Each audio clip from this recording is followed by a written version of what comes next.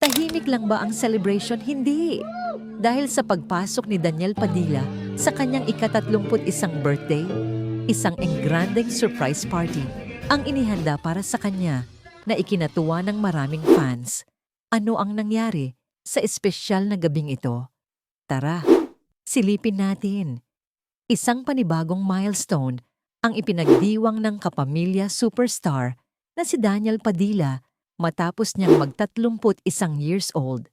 At imbes na simpleng handaan lang, isang sorpresa ang sumalubong sa akin na talaga namang ikinagulat at ikinasaya. Sa mga lumabas na larawan at videos online, makikitang punong-puno ng saya ang paligid habang kasama niya ang malalapit na kaibigan at pamilya.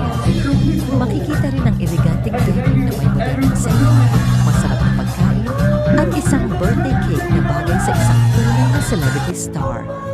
Halatang pinaghandaan ang bawat detalye para maging memorable ang gabing iyon. Ngunit ang mas ikinatuwa ng fans, ang genuine na naningiti ni Daniel habang pinapanood ang mga sorpresa para sa kanya.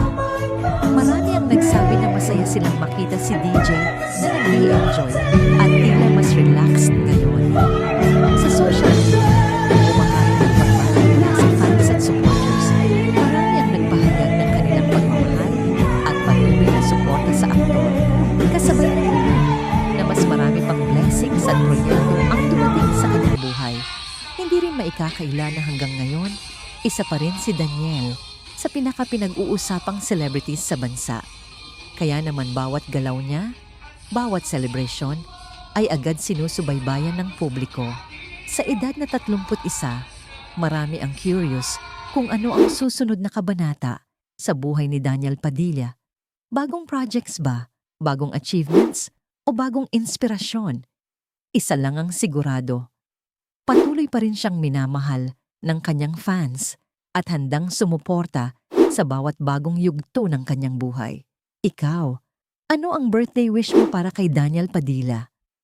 Comment down below at huwag kalimutang i-like, subscribe, at i-follow ang Chisflix para sa latest celebrity updates at maiinit na chika.